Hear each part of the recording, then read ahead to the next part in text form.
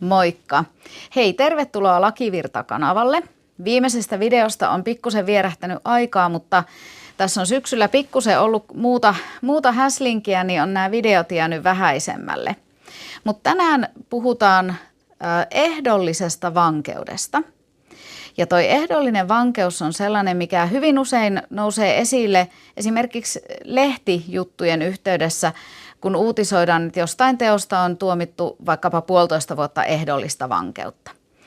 Sitä ehdollista vankeutta ja sen sisältöä sinällään hyvin harvoin avataan niissä lehtijutuissa. Ja sen takia nyt sitten aika monelle voi olla vähän epäselvääkin, että mitä se ehdollinen vankeus ihan aidosti oikeasti tarkoittaa.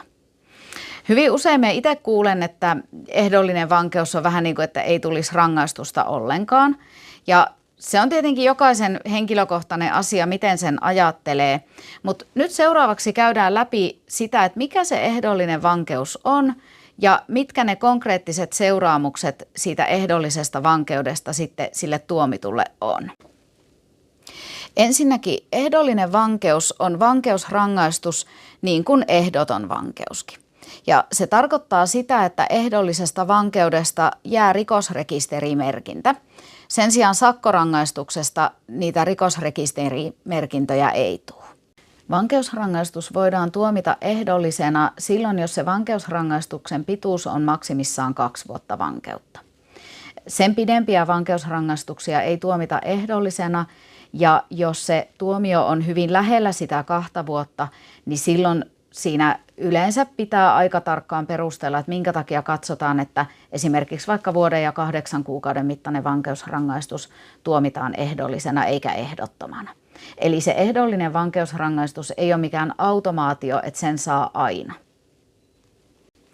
Lähtökohtaisesti niitä ehdollisia vankeusrangaistuksia tuomitaan maksimissaan 2.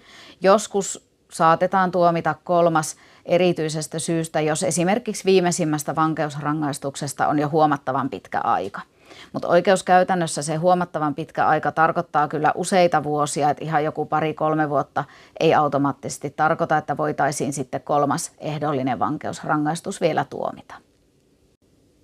Ehdolliseen vankeusrangaistukseen sisältyy nimensä mukaisesti ehto, ja se ehto on se, että tuomittu ei saa koeaikana syyllistyä uuteen rikokseen, josta tuomitaan vankeusrangaistus. Jos hän kuitenkin tämmöiseen uuteen rikokseen syyllistyy, niin sen uuden rangaistuksen lisäksi se aikaisemmin tuomittu ehdollinen vankeus voidaan tuomita joko kokonaan tai osittain täytäntöön pantavaksi. No niin, me koitan vielä pikkusen havainnollistaa sitä, että mitä se ehdollinen vankeusrangaistus ihan konkreettisesti tarkoittaa. Eli otetaan rikosväriksi punainen. Kuvitellaan, että tuossa kohtaa henkilö on tehnyt rikoksen.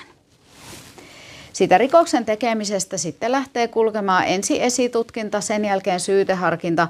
Ja jos tässä tilanteessa nyt sitten syyteharkinnan tulos olisi se, että syyttäjä nostaa syytteen, niin jossain vaiheessa se menee sitten käräjäoikeuteen käsiteltäväksi. Käräjäistunto tuosta rikosasiasta meillä on sitten tuossa vaiheessa. Ja kun käräjäoikeus tuolloin käsittelee asian ja antaa tästä ensin tehdystä rikoksesta tuomion, ja käräjäoikeus tässä kohtaa nyt sitten arvioisi esimerkiksi, että 4 kuukautta vankeutta olisi sopiva rangaistus.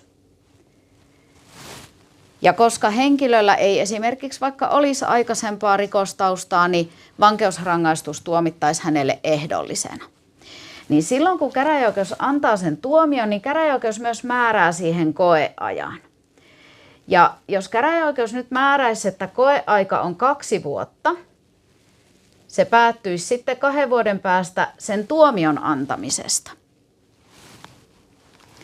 No sitten, jos tämä henkilö syyllistyisi uuteen rikokseen, esimerkiksi vaikka tuossa kohtaa, eli siinä koeajan aikana,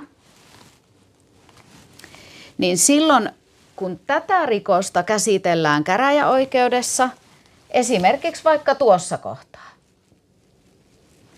niin käräjäoikeus arvioi tästä rikoksesta annettavan rangaistuksen Ja jos käräjäoikeus siinä kohtaa toteaisi, että tämä rikos on sen verran vakava, että siitä tuomittava rangaistus olisi vaikkapa vuosi vankeutta.